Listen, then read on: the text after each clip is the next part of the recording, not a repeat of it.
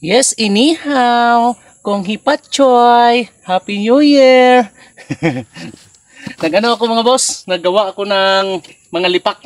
Panoorin nyo na lang ako mga boss. Ito yung ginawa ko kanina.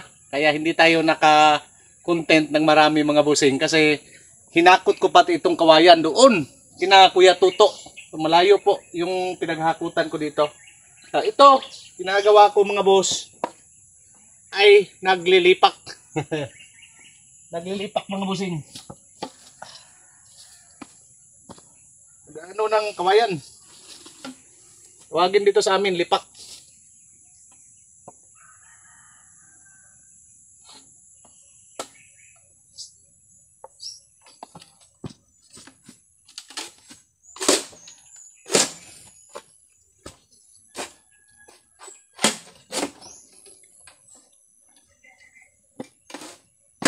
Yan mga boss. Ganyanin nyo lang yung kawayan mga busing.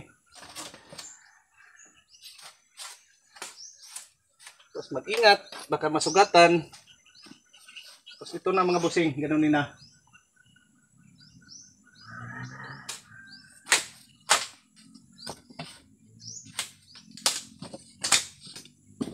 Ito mga boss, pangsahig ito. Pangsahig doon sa balkon. Tapos yung iba nito nga boss, yung dulo. Anda. Tulad nito mga bossing, sa dulo na to. Pagpangit yung pagka ano ko ay sa dulo po yan. Ang ano ko sa manok. Kailangan kong mag ano ng lagayan ng manok mga boss.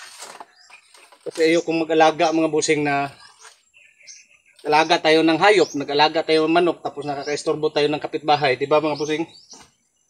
Kaya mas mabuti na yun mga bossing na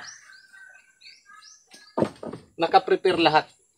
Kasi pag maganda sana mga boss kung mayroon tayong malawak na lupa, pwede natin mag-alaga tayo ng manok doon sa malayo.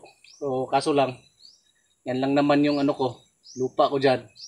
Pag nag-alaga ako ng manok mga boss, malapit yung kapitbahay. Siyempre, yung kapitbahay aangal yan. Sabihin na alaga-alaga ka, kami ang nagpapakain dito. Kasi yung mga manok mga boss, hindi mo yan masasabihan na huwag kang pumunta doon ha. Bawal. Hindi po. Kaya, pag nag-alaga tayo ng chicken, dapat tayo mismo mga boss, mag-isip na tayo. Advance na tayo ng ano, mag-isip na tayo ng advance. Pusin ko lang ito mga boss.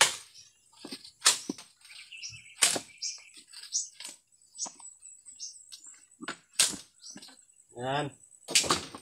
Kasi mahirap naman yung mga busing pagdating pa sa marami ka ng manok, magkukomplain yung kapitbahay. Tapos yun ang dahilan mga boss na magkakaaway kayo. So para iwas sa ganyan, mas mabuti mga boss, advance thinker tayo mga busing, di ba? So shout out. Pasensya. Ganito lang muna yung vlog ko kasi ginagawa ko tong kawayan. Yan naman, dumi ko.